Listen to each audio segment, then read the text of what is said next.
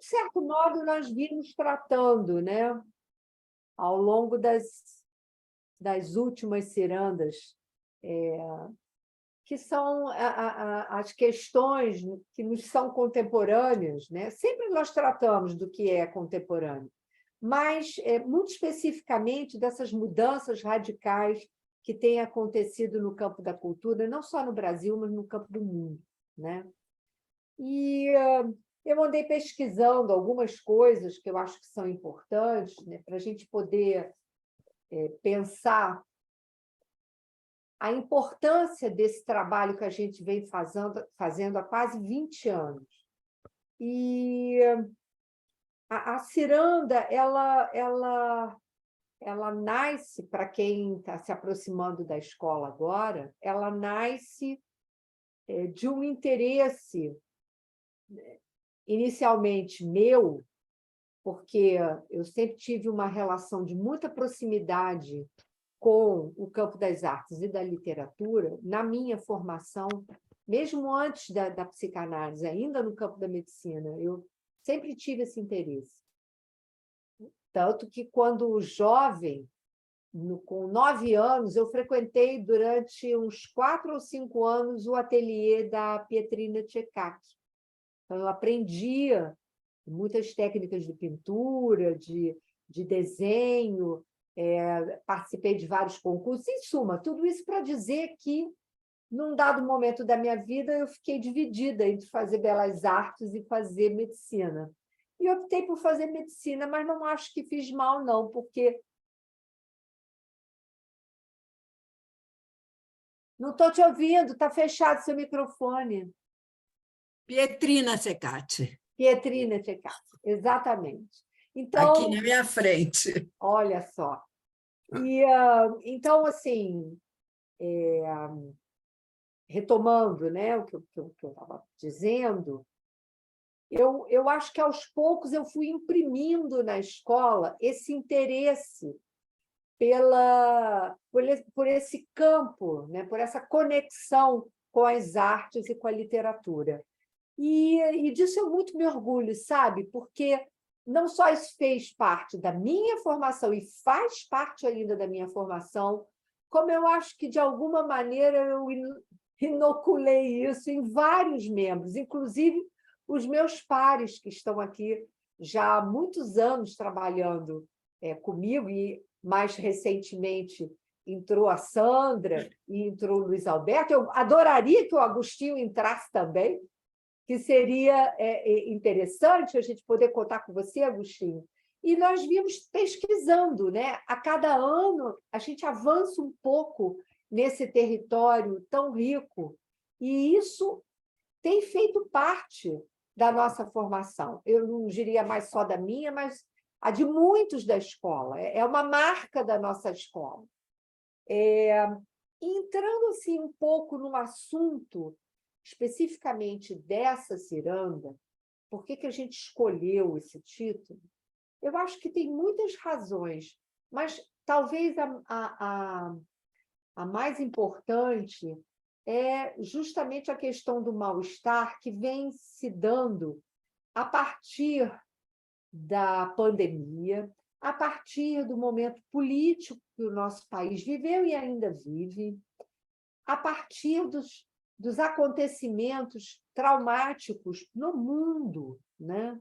Não só dessa guerra insana que está sendo travada em território europeu, mas também dos problemas que têm se acumulado em várias regiões do mundo. E a gente pouco fala disso, mas as situações de perseguições religiosas, de guerras fratricidas. Então, tudo isso me parece que, com a pandemia, e eu acho que também essa guerra na Ucrânia, ela tem uma relação estreita com a questão da pandemia. Tudo isso se apresentou como um traço de mal-estar muito característico da nossa contemporaneidade. E nos pareceu importante nós podermos nos aprofundarmos nesse assunto. Inclusive, eu sei que vários colegas aqui estão trabalhando questões muito específicas, né? Que dizem respeito às perseguições não só religiosas, políticas, mas também raciais, de gênero e tudo mais. Então, para a gente Tereza, poder... queria só falar uma coisinha, curioso, Pode falar. te ouvindo agora, parece que nós nunca tivemos nada disso. E a verdade é que a civilização sempre teve tudo isso que você mencionou, a vida inteira. Mas essa questão, digamos assim, atual, que nos incomoda, parece distinta, quando, na verdade, sempre houve Ela sempre houve. perseguição religiosa, política, guerras, tudo isso sempre houve. E a gente vai se habituando a isso, e aí, de vez em quando, a gente sacode e diz... Cecília, eu é acho, é verdade insuportável. o que você está falando, mas eu acho que a pandemia ela funcionou Algo de como uma novo. espécie de despertar. Acho que as pessoas, como você disse muito bem, as pessoas vão se acostumando à tragédia cotidiana, né? E o baque da pandemia funcionou, pelo menos para mim, e talvez para muitos, né, como uma espécie de despertar desse sono letárgico, no qual a grande maioria das pessoas no mundo estava mergulhada, né? Agora, então, assim, inclusive, eu trouxe hoje uns recortes até as formações do psicanalista da Anne Tardy, a conversa que a gente está travando agora no fórum, a propósito de se a psicanálise é ciência, se não é ciência, se é ciência, que ciência é essa. A Anne Tardy, nesse livro, ela traz, eu faço questão de ler para vocês, todas as passagens do Lacan, onde ele se bate com esta questão. Que espécie de ciência é essa da psicanálise? A ciência do inconsciente, como ele diz, né? O que é isso? Mas antes de falar sobre isso, eu realmente gostaria de trazer algumas reflexões que eu fui recolhendo de vários lugares sobre a articulação da psicanálise com o campo das artes e com o campo da literatura, e muito especificamente com a questão da poética, como Lacan se refere no L'Insuccès de l'Imbévu, onde ele vai falar da poética, ele vai se referir ao amor, e muito especificamente ao amor cortês nesse seminário, e no seminário da ética, que o Agostinho, como eu e como tantos aqui, já trabalharam muito, quando ele trabalha a questão da Antígona, né? Que ele trabalha a questão da tragédia grega. Então, em vários momentos, o Lacan se debruça e ele se instrui a partir do campo da arte, realmente, e da literatura. Ele era um psicanalista completamente antenado com os acontecimentos que o cercavam e com o que se produzia no campo das artes. E, nesse sentido, ele foi um verdadeiro discípulo de Freud. Na medida em que o Freud, em vários momentos, não só nos textos mais conhecidos, inclusive no texto de 1900, quando ele trabalha a interpretação dos sonhos, que Agostinho está trabalhando lindamente, ele se refere à importância da arte, né? O que ele retira do campo da arte, né? Então, no seminário, no texto, a questão da análise leiga, que é de 28, ele vai destacar a literatura como uma exigência fundamental para aquele que pretende uma formação psicanalítica. Então, isso não é uma novidade em Lacan, isso vem desde Freud. né?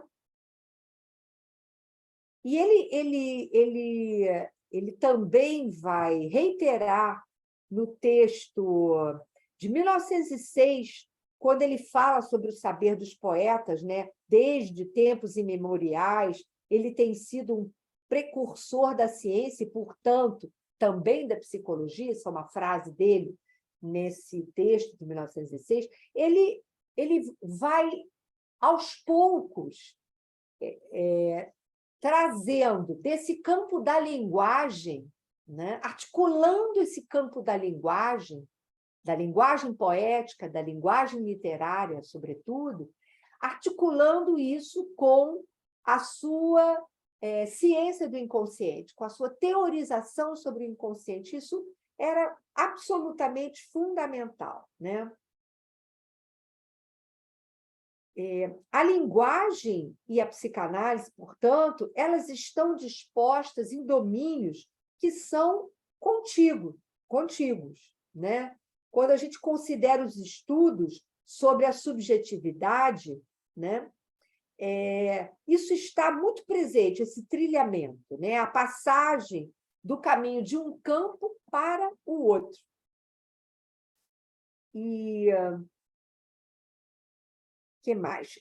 Também o Saussure, quando ele trabalha o signo linguístico, que ele diz que é uma entidade psíquica de dupla face, o significado mais o significado como conceito e o significante como uma imagem acústica, ele vai apresentar aí uma fórmula que vai inspirar o próprio algoritmo lacaniano, né? A gente sabe disso. Sendo que Lacan vai privilegiar o significante em detrimento do significado. Mas ele extrai daí um aprendizado, né? A importância dessa pesquisa psicanalítica no campo da linguística para entender aquilo que se apresenta no campo do inconsciente. Também, na teorização do Lacan a propósito do nome do pai, ele vai dizer, né, a propósito desse ponto de captonagem, ele vai dizer que não há como entender o que Freud trabalha como processo primário e processo secundário, que Lacan vai rebatizar, né, tanto o processo primário como o processo secundário, não há como se entender isso sem perceber que Freud está o tempo todo trabalhando a escrita do inconsciente com a linguagem que se apresenta no campo da literatura, né? Então, é a intuição de Freud de que haveria um território compartilhado entre linguagem e subjetividade que se deve ao caráter radical da descoberta do inconsciente, que vai marcar, no limiar do século XX, o nascimento da psicanálise, né?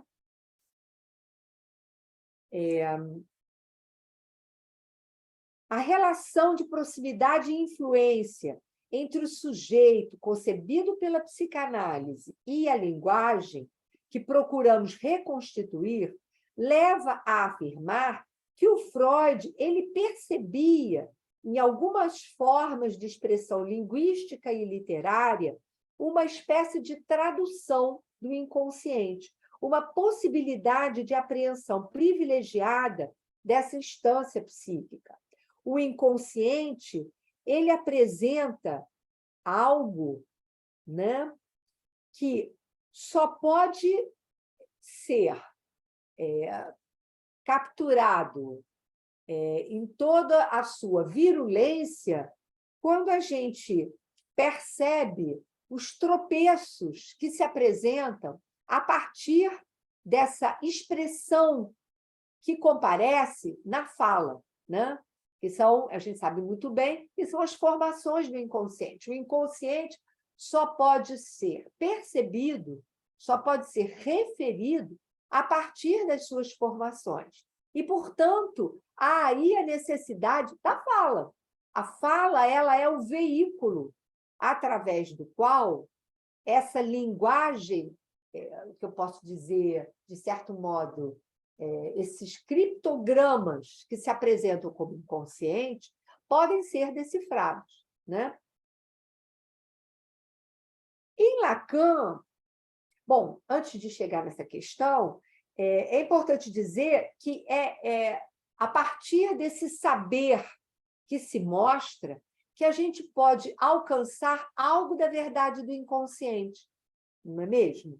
Essa verdade surge pelo que é o representante mais manifesto da equivocação, ou seja, daquilo que, nas formações do inconsciente, comparece como tropeço, que é o lapso, né? Que a gente impropriamente chama de ato falho, mas, na verdade, é o ato bem-sucedido, não é falho. Em Lacan, a letra vai operar como uma espécie de função de verdade sobre a fala do sujeito. E isso se dá pela maneira peculiarmente falhada com que o sujeito se relaciona com a linguagem, maneira de fazer manifestar a instância da letra. Isso que bascula entre uma palavra e outra quando um ato falho, por exemplo, se produz, né? Em vários momentos, Lacan faz referência à questão da poesia. A poesia traz, em seus mecanismos de linguagem, formas semelhantes de articulação e de uso da palavra, a função e a organização do significante e da letra no inconsciente. E ele vai, então, falar da poética como uma disciplina essencial da formação do analista. E vocês sabem, eu não vou aqui entrar nos meandros da coisa, mas ele vai trabalhar a questão de Lalande, tudo isso para falar da importância da poética, que é a poética específica de cada sujeito. Mas eu queria trazer um outro elemento importante que está no texto freudiano, mais especificamente nos escritos técnicos, que na edição da Imago, em torno da página 305, o Freud está trabalhando o conceito de Verdichtung. E é interessante, porque ela é traduzida por vários autores como condensação, né? No seminário 1, Lacan vai se referir a Verdichtung como algo que se mostra não ser mais do que uma polivalência dos sentidos da linguagem. Seus recortes, pelo qual o mundo das coisas não é, justamente, recoberto pelo mundo dos símbolos, que havia sido tratado lá com Saussure, mas é retomado assim. A cada símbolo correspondem 1000 coisas, a cada coisa 1000 símbolos. Na Verdichtung, por exemplo, a gente encontra a base do que Lacan vai desenvolver como a metáfora, como função primordial do significante. Ele vai usar essa palavra, Verdichtung, para designar o seu conceito de metáfora. Sem o prefixo ver, se a gente retira esse prefixo ver, a gente fica com esse fragmento, dichtung. E dichtung se refere justamente, isso vai interessar para quem vai trabalhar nessa ciranda a questão da poesia. A poesia e o ato de versejar. É isso que dichtung está referido. Dichten é, etimologicamente, compor uma obra de arte oral, uma obra de arte falada. E dichter é a designação do poeta. Dichter é o poeta. Ver, essa palavra, esse prefixo ver, expressa na formação de um adjetivo ou substantivo sempre uma finalidade. Na sua relação com os verbos, na formação de verbos, exprime, através de uma ação, alguma coisa. Uma ação que comprime algo na língua.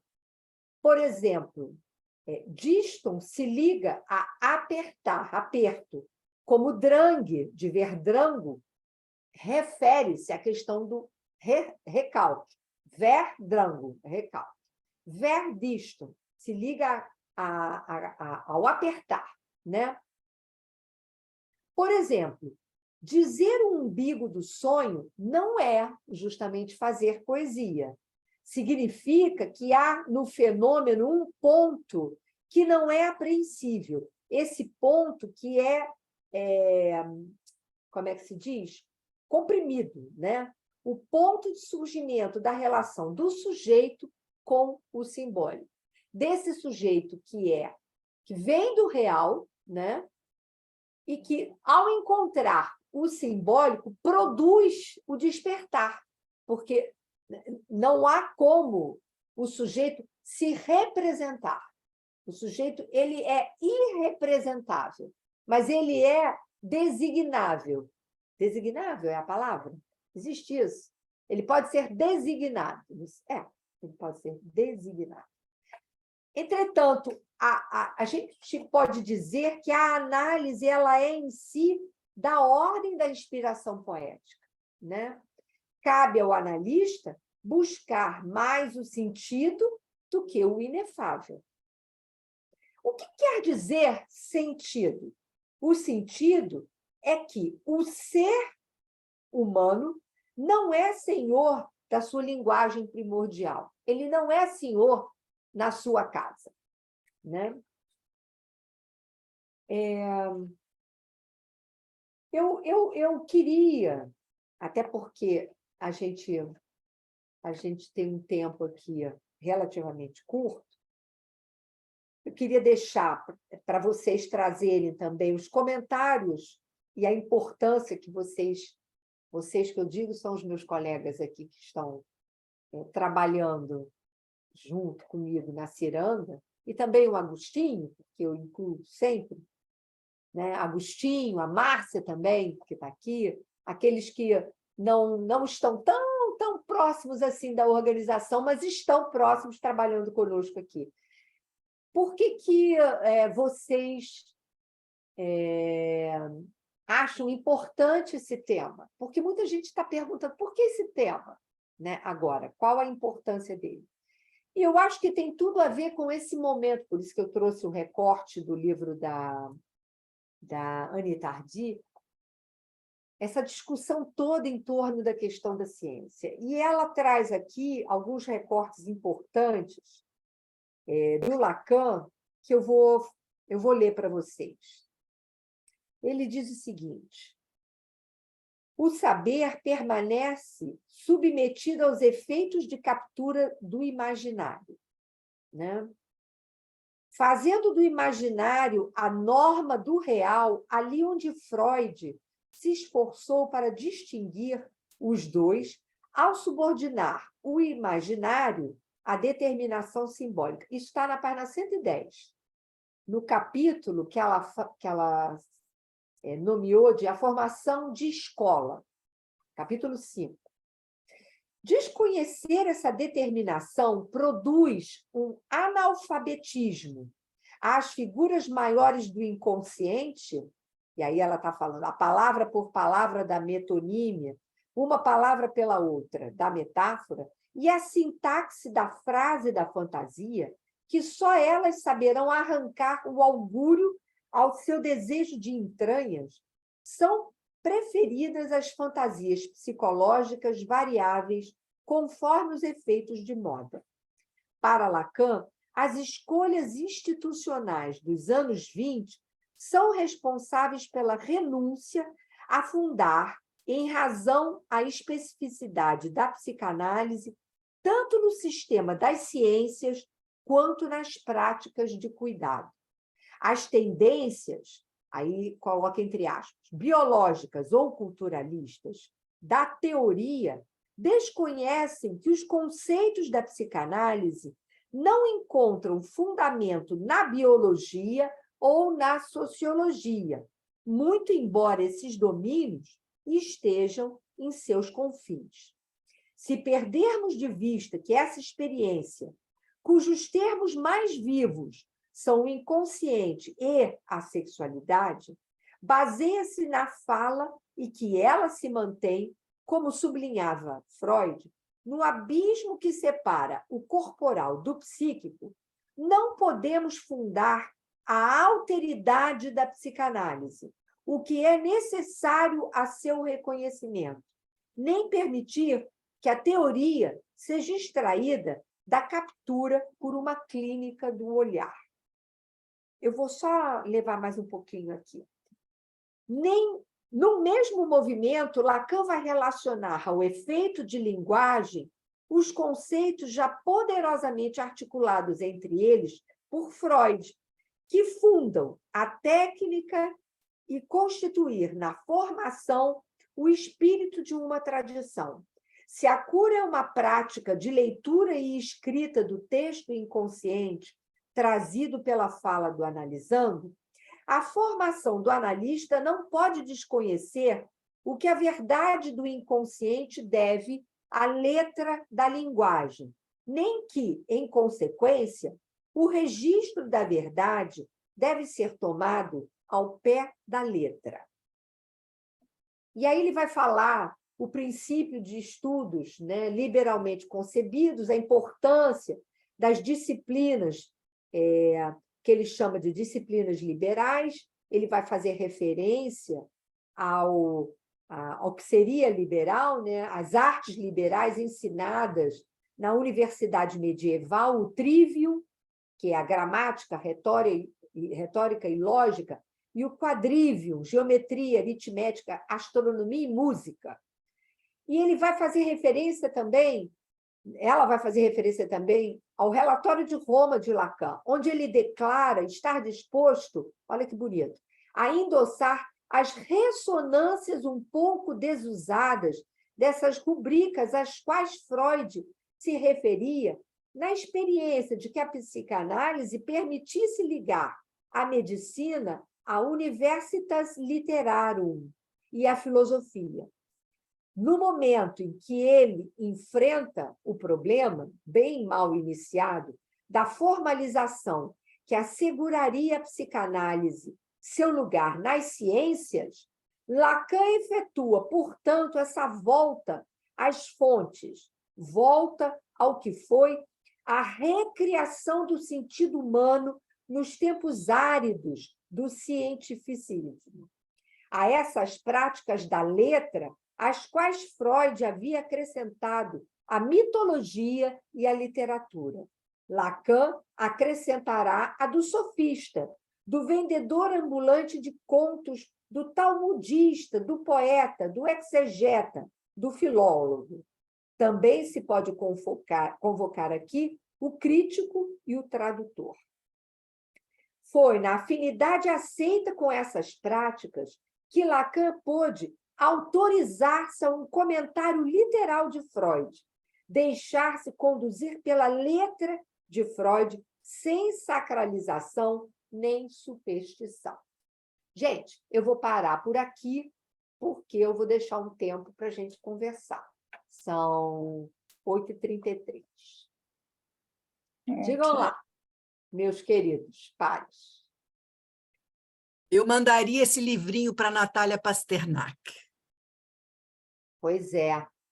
Eu sabia que ele tinha, que ela tinha dedicado um capítulo a uma crítica sobre a questão da formação do psicanalista numa lógica cientificista, né? Que era o que a IPA vinha preconizando. E que Lacan traz um retorno a Freud, aquilo que Freud privilegia desde os seus primeiros textos, né?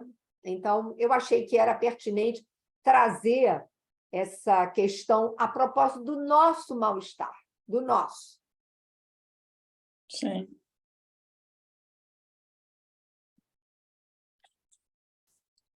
Okay. Waiting for the comments. Eu queria comentar uma coisinha. Sim.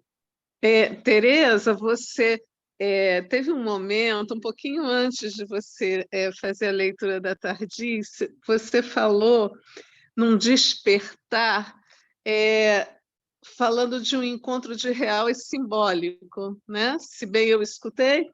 E aí eu fiquei pensando nesse despertar que a pandemia proporcionou, né? Ou que nos colocou às voltas com isso. De cara com o real. Isso, a partir do momento que tivemos que encarar a morte assim, de frente. E é Né? interessante o que você está falando, porque a ciência não deu conta.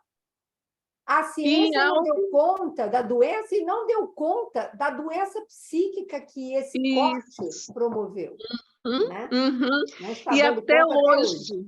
Até hoje. E aí eu fiquei pensando, quando você falou, né, a importância desse tema, né, justamente estou pensando lá na mesa da música para a humanização. Para humanizar. Né? Para humanizar. Como que essa humanização, porque a música pode não humanizar em nada, né? Também. Como que essa articulação pode ser feita até com a ficção de cada um, né? Que cada um vive. Então, esse encontro com a morte, né? Esse cara a cara com a morte e a partir de algo invisível, porque ninguém podia ver, né? Só se podia fazer algo com isso. Estava me lembrando dos músicos que iam para as janelas para cantar, para tocar. Né? Começou-se daí, a tentar minimamente dar um contorno ao horror. Porque é interessante você tá falando, e enquanto você falava, eu fiquei pensando, porque o poético, né? A poesia, ela é o mais próximo do real que a gente consegue chegar. Né? Sem dizer o real, afeta. A poesia afeta o sujeito no que ele tem de mais íntimo. Né? E sem compromisso com o sentido, né? Exatamente. Então ela vai. Totalmente esse o ponto que pode tocar o real. Exato, exato. E também o uso de forma diferente das palavras, porque é isso que nos surpreende na poesia. É um como uso nas canções também. Inaugural, um uso inaugural. Né? Ele sai porque a poesia ela tem um ritmo que convoca o sujeito no ritmo, inclusive, das suas batidas, né? Da batida do uma coração, sonoridade. Exatamente, aquilo que é interno ao sujeito.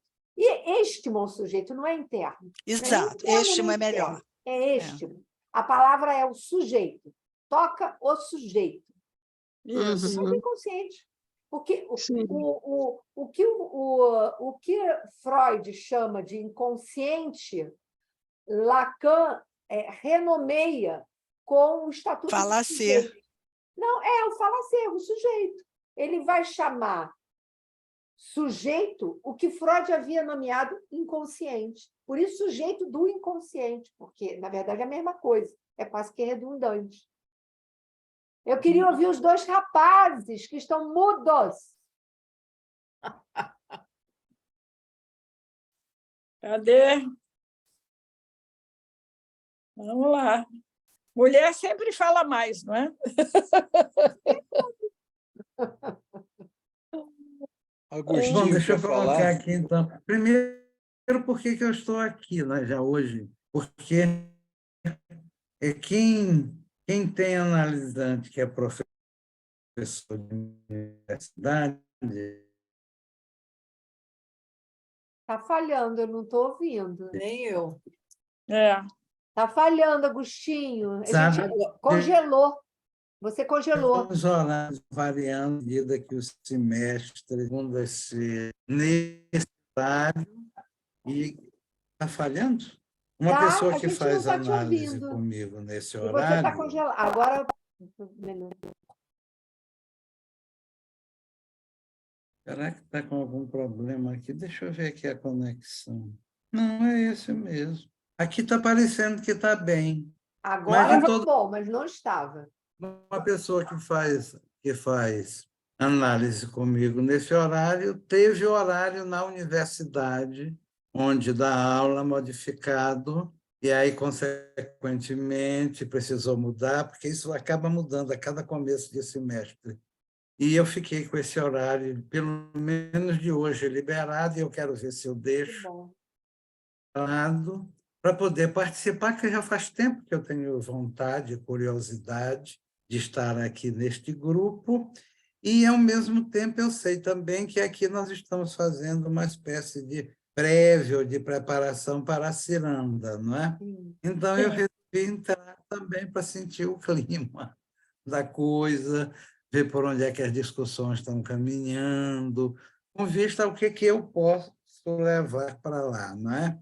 Por outro lado, agradeço aí os parabéns, aos cumprimentos, né, de você aí por este título, que, afinal de contas, chegou 40 anos depois, digamos assim. Ué, mas chegou, né? Que bom. Chegou. Merecidamente. Obrigado. Muito bom. Mas é isso, escutando e tomando um pé e com a vontade de acompanhar mais, porque esse horário ficou mais livre. Então, eu vou ver se eu consigo mantê-lo assim. A cada vez grande, um tá? fala aqui. Agostinho, cada terça-feira alguém fala. A gente vai fazendo um rodízio. É assim que funciona. Tá certo. A gente faz um rodízio. Diga lá, doutor Luiz Alberto. Tá bom. Bom, eu iria fazer o seguinte, eu tenho alguns textos sobre essa história, alguns não, são dois fundamentalmente, né? Eu acho, já que estamos nesse clima aqui, em relação à Natália, né?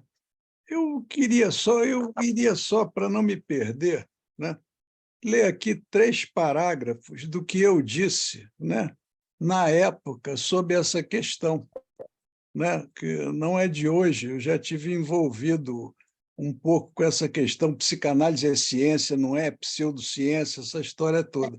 Eu até comentei naquele texto que eu fiz sobre a ciência e a psicanálise, que, na verdade, eu estava fazendo uma crítica ao Mário Bunge, que é um desses, ele escreveu um livro dessa grossura, Investigação Científica, e ele, com a maior disfarçatez, fez a mesma coisa que a Natália 10 anos depois, né? Botou que a psicanálise era uma pseudociência, né? E houve uma época que eu estava um pouco ligado ao Chaim Perelman, né? O homem da retórica, da argumentação, que eu usei até umas passagens dele para fazer uma crítica a essa situação. Mas eu não vou entrar no Perelman, não. Eu vou só ler, porque o texto é um pouco complicado. Não gosto muito de ler, não. Vocês sabem que eu gosto de falar direto. Mas eu prefiro, para eu mesmo não me perder, porque o assunto é um pouco complicado. E eu gosto de citar, mandei até para o pessoal no grupo, né, aquela história que eu vou fazer referência aqui aos 3 mestres da suspeita, né, Nietzsche, Marx e Freud. Maravilhoso. É maravilhoso o texto. Que é uma posição do Paul Ricoeur, né, sobre aquele livro dele das interpretações, né? Então, aqui tem uma entrada do Perelman que eu vou pular. Eu botei aqui assim: no fim dos anos 60, começou a delinear-se a queda do ideal de cientificidade, um ideal que preconizava um método absoluto para se produzir ciência, fazendo com que não seguir o método era a prova cabal de que não estava fazendo ciência.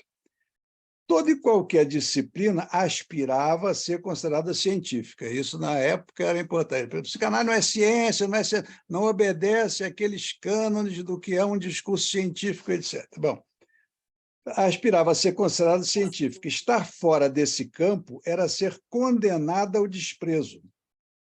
A ruína deste modelo do cientificamente comprovado inicia-se com os trabalhos de Marx, de Nietzsche e Freud, considerados por Paul Ricoeur, em 1969, o Paul Ricoeur escreveu, os mestres da suspeita. Eles vêm produzir uma verdadeira subversão no discurso da ciência positivista e objetivante, no racionalismo cartesiano, que pretendia chegar a uma verdade fundada na certeza.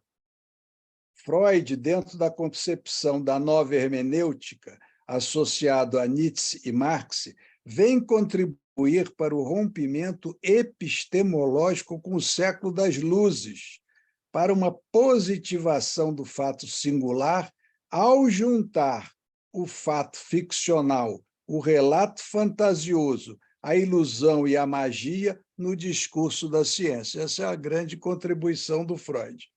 O ato interpretativo se impõe permanentemente correlacionado à polissemia da palavra, ao fato ambíguo que produz ciência baseada numa equivocação, sempre valorizada, e numa dúvida que se pretende sempre produtiva.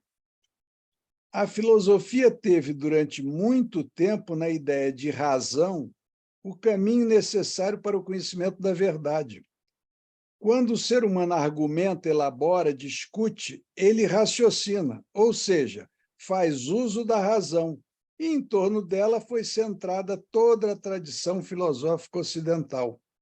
A razão cartesiana será caracterizada na espécie humana como a única fonte de se ter acesso, através da evidência de ideias claras, distintas, às verdades. Em virtude disso, era necessário substituir toda e qualquer opinião por um dado científico que, partindo de uma hipótese, utilizando-se de um raciocínio lógico e de uma demonstração coagente, pudesse produzir uma certeza. Se lembra da história da prova apodítica. A incerteza e a dúvida deveriam ser evitadas, mantidas fora do campo científico. Como sabemos, a formulação newtoniana da física era considerada o modelo de ciência. Kant, na sua crítica da razão pura, preconizava que a filosofia devia aspirar ao mesmo estágio a que tinham chegado as ciências físico-matemáticas. O Bunge era físico-matemático. No século XIX, o modelo empírico formal vai trazer um paradigma para as ciências do homem, considerando que, fora do rigoroso modelo, não haveria ciência.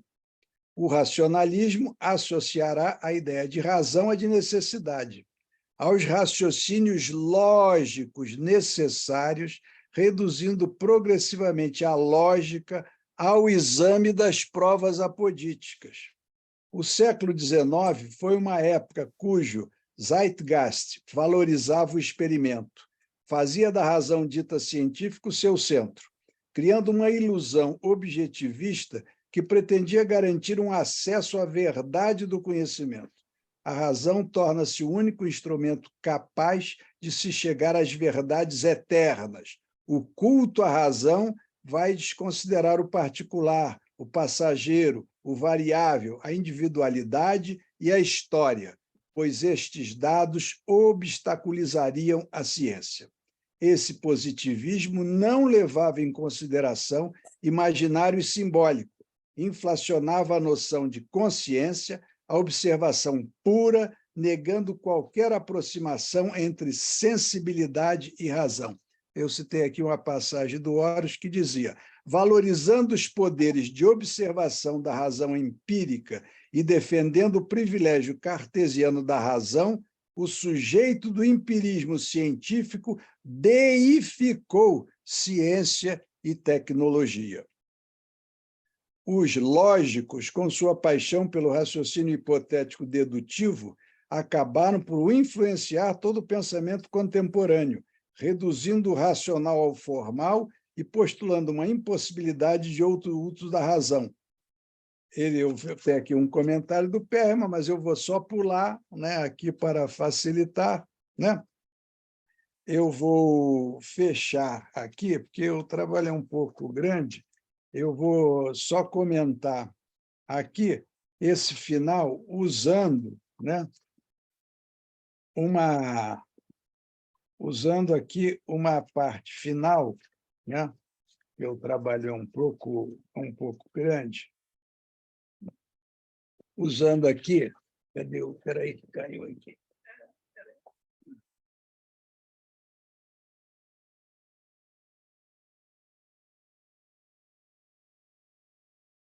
Falando aqui, o pedacinho só final aqui, cadê? Ah, está aqui.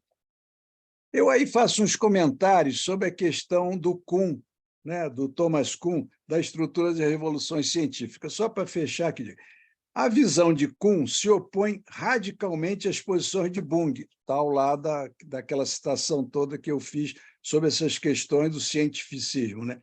Na medida em que este último, quer dizer, Bung, desconhece de forma peremptória a questão das ciências humanas, tentando colocar a dita ciência físico-natural como paradigma para qualquer área do conhecimento.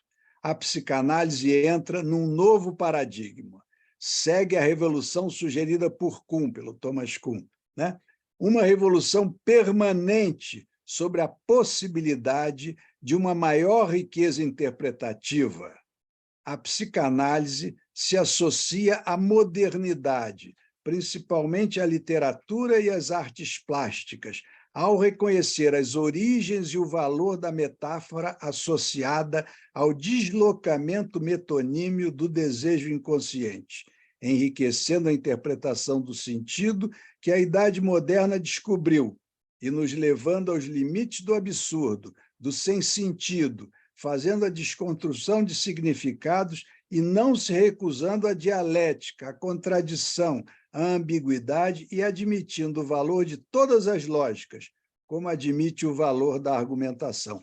Isso aqui só rapidamente assim que eu quis comentar com vocês dessa crítica que eu, naquela época, andei fazendo a essas posições cientificistas, entendeu? De provas apodíticas, de certezas e etc.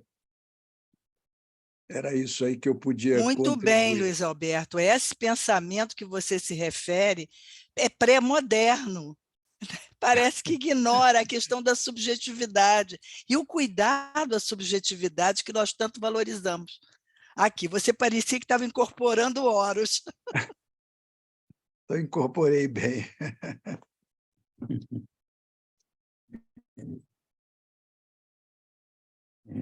Esse teu texto é primoroso, realmente. Eu li no grupo que você colocou, que é o grupo do seminário, não é? É. Do Psilítera. Mas eu li no grupo do seminário, não é? E acho perfeito, eu acho que os pontos essenciais você toca. E a gente tem que colocar também que uma das coisas, eu ontem assisti a um debate do Luciano Elia com o Raul Pacheco, que foi mediado por Ana Laura Prates. Foi um debate interessante, um debate bom, são pessoas assim, de grande capacidade. Agora, eu coloquei uma pergunta, era muita gente, porque era diferente daqui, era pelo YouTube. Então, pelo YouTube, você não sabe quem está, nem nada, nem você mesmo em que lugar ocupa naquela história toda. Mas tem um chat lá, eu coloquei uma questão nesse chat, que é justamente para colocar, vamos dizer, uma espécie de lugar de fala da ciência. Não é? A ciência fala de um lugar de fala que coloca a si própria numa espécie de lugar de instância última. Ela admite que possa haver conhecimentos verdadeiros, rigorosos, como, por exemplo, o conhecimento filosófico. Mas a questão última da certeza articulada com a verdade, só um método científico poderia trazer. E ainda por cima, como você colocou também, seria um método no singular, seria o método da ciência. que remonta lá ao empirismo, e que o neoempirismo retomou e procurou sofisticar da melhor maneira possível, mas não deixou de ser positivista por causa disso. Eu me lembro que ainda na época do mestrado aqui no Rio, quase 40 anos atrás, eu li boa parte de 2 densos volumes, um de Ernest Nagel, chamado A Estrutura da Ciência. Não sei se você chegou a trabalhar nessa época. Não conheci, não. Em cursos de epistemologia, eram praticamente textos obrigatórios. O original era em inglês, tinha uma tradução em espanhol. La Estrutura de la Ciência. Era um catador, esse eu acho que norte-americano, a ciência. Ambos indo exatamente nesse percurso. O interessante é que, em momento nenhum, se encontra ali, por exemplo, sociologia, política, mesmo economia, que é uma ciência que tem todo um suporte matemático, digamos assim, mais do que a sociologia ou a política, elas praticamente nem sequer figuram. Quer dizer, elas não são incluídas no rol das ciências. Então, foi preciso ampliar o conceito de ciência para que se pudesse admitir como ciências as ciências sociais. E a noção do inconsciente, ela não apenas amplia, como ela, digamos assim, sacode, ela balança a noção estabelecida de ciência. Com a noção do inconsciente, verdade não é mais exatamente a mesma coisa, nem método, nem certeza. Todos esses conceitos, eles são afetados, quer dizer, a noção do inconsciente, ela produz reviravoltas em tudo aquilo que antes estava mais ou menos estabelecido como coisa certa, inclusive no conceito de ciência. De maneira que, para se pensar a psicanálise como ciência, é preciso ver de que ciência nós estamos falando. Qual é o conceito que se tem para dizer que a psicanálise é ou não é uma ciência. E eu acrescentaria 2 coisas ainda. Uma delas é que eu não sei até que ponto a psicanálise ganharia sendo ciência. Eu tenho essa dúvida. Eu não sei até que ponto seria, digamos assim, benéfico para pensar, Agostinho, que a psicanálise é uma ciência em construção, sempre. Pois que não para, que ela não é um conhecimento rigoroso, de questionar. etc. Pois é, até que ponto esse atributo de ser ciência acrescentar mesmo a psicanálise se a gente se despojar do preconceito de que a ciência é o conhecimento por excelência. Sim. Então, se despoja desse conceito, o que vai acrescentar para a psicanálise o fato de ser ciência ou não? E uma segunda coisa que eu coloquei lá no chat, mas eu acho que mais de 500 pessoas colocaram, consequentemente não foi lido, é a questão desse lugar de fala da ciência ou do cientista como um típico lugar de fala de arrogância. Verdade, da certeza da verdade. Ele fala a partir de um lugar de arrogância, entendeu? No que ele se coloca como cientista, ele mais ou menos que já implicitamente desqualificou todo o resto. O que está aí seriam conhecimentos precários, não que a ciência não seja precária, porque ela é retificável a todo momento, a história da ciência mostra isso. Mas, enquanto a ciência, aquilo é a verdade daquele momento e daquele conjunto teórico. Então, há uma arrogância muito grande, há um lugar de fala de arrogância muito predominante nessa questão do sujeito afirmar é ciência. Então, pronto, a ciência Ô, Agostinho, é como se sacraliza. Ô, Agostinho, tem um ponto aí, né, que a gente poderia até pensar. Eu não me engano, acho que até o Foucault que fala, né, que a interpretação é uma tarefa infinita. Exatamente. Né? Você vai estar sempre nessa posição que ele chama até essa posição incômoda do intérprete que no experimento tem que interpretar a si mesmo. Ele não está fora do experimento, ele está dentro do experimento. Sim. Isso. E o físico também está dentro do experimento. Não é só o psicanalista, não é só o cientista social, não é? Quer dizer, o físico galileano ou newtoniano já não é o físico einsteiniano, já não é o físico da física quântica. São outras coisas, são outros potenciais teóricos, são outros objetos, são outros métodos, não é? Então, a gente tem que ter um pouquinho de humildade. É interessante o que você está falando, porque eu penso que o cientista mesmo, aquele que está na pesquisa, ele não está preocupado em dizer se aquilo que ele está fazendo é ciência ou não. Ele está fazendo a sua investigação, a sua pesquisa. E, nesse sentido, entra essa ideia de que é alguma coisa infinita, né? Realmente, você está sistematicamente investigando, né? Tendo o seu objeto de investigação sob o seu olhar. E você não está preocupado em provar que aquilo ali é ciência ou não, né? Pois é. E se nesses campos isso é assim, imagina no campo da psicanálise, a interpretação. Pois é.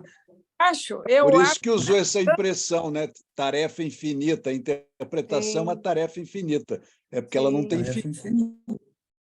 Mas eu acho, como é sabido, a ciência vem do século XIX, é uma coisa mais ou menos nova.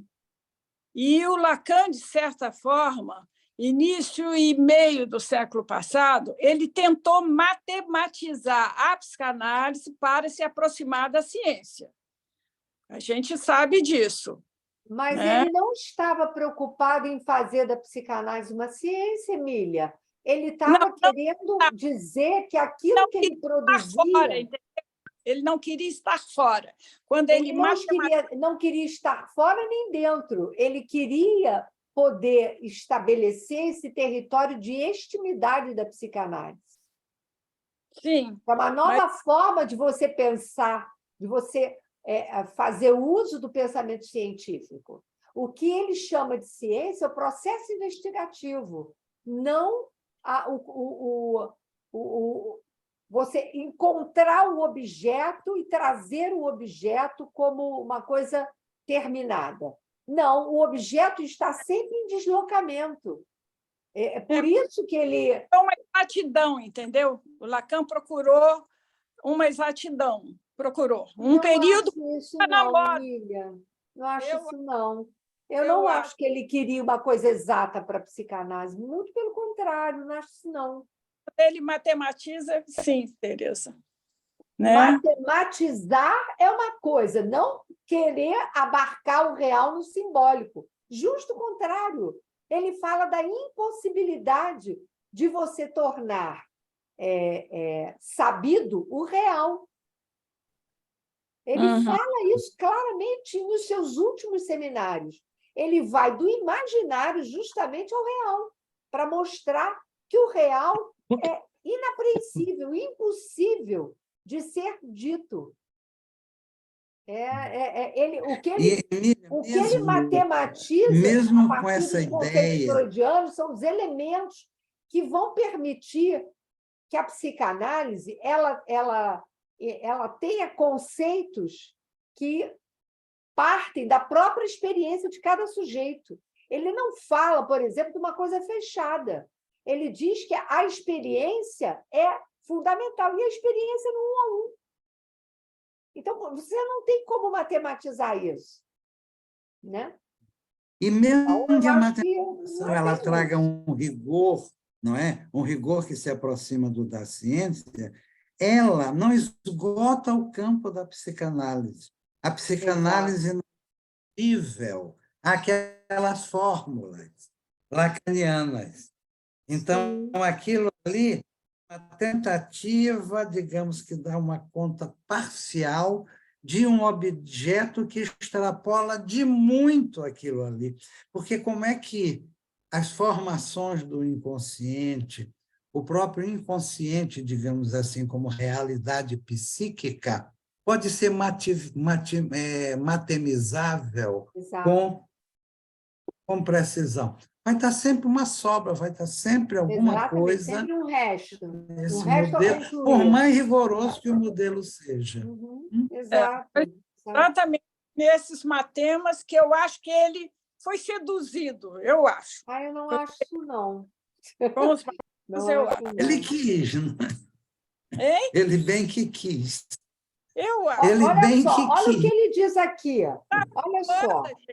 Olha só. Ao escutar o que volta do campo do gozo, posto fora de jogo pela ciência, ao tocar na relação do homem com o significante, a psicanálise, por sua vez, instituiu um crédito.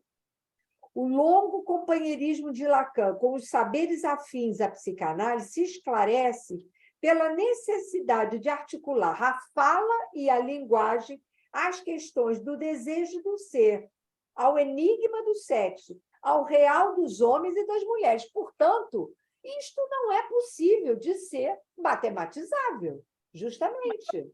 Matemas, Tereza. Eu falo dos matemas que ele criou. Eu estou falando dos matemas. Eu estou falando dos matemas. Eu estou falando dos matemas. Tudo que ele coloca aqui, quando ele fala da sexualidade, ele vai colocar as fórmulas quânticas. As fórmulas quânticas não são para subsumir o real. É o contrário, é para indicar que há real, que há um furo, que há uma perda. Não é para você trazer o real como uma coisa já sabida. Não é isso. E ele fala uma coisa interessante dos matemáticos. Ele diz que os matemáticos não estão preocupados em trazer o real para o simbólico e dizer tudo sobre o real. De modo algum, eles mantêm tudo que o matemático faz é manter o real como real. Por isso eles falam, né, dos números... Como é que é? Esqueci agora. Que são os números que não... como é que eles falam? Irracionais. Os números irracionais, exatamente. Exatamente. Então, eu acho que o Lacan, quando ele traz os matemas, ele não está pretendendo dizer que a psicanálise é uma ciência como as outras. Eu acho que ele está trazendo a particularidade dessa ciência sempre na ordem do investigativo. Ele não está querendo encontrar o objeto enquanto tal. Ele diz desde o princípio, o objeto da psicanálise é o inconsciente, ou seja, o sujeito. O sujeito não é dizível. Então, não sei. Enfim. Mas a discussão é boa. A gente pode continuar. A discussão é ótima. Gente, então, até a próxima terça. Só um parênteses aqui. Peraí, eu queria só perguntar a vocês uma coisa. Falaram números irracionais, mas eu fui até conferir, porque são números imaginários até onde me... Exatamente. Mas tem os números reais. Ele não, eu estou dizendo porque são os irracionais, mas são números imaginários. Isso. Sim. Ok. Gente, a conversa está boa, mas semana que vem tem mais. E quem vai trazer na próxima semana? Agora eu trago. Tá bom. Ok, tá bom. Beleza. Tchau, gente, que eu vou trabalhar, ainda vou atender. Beijo. Boa noite, obrigada. Boa noite. Tchau. Boa noite, tchau. Boa noite.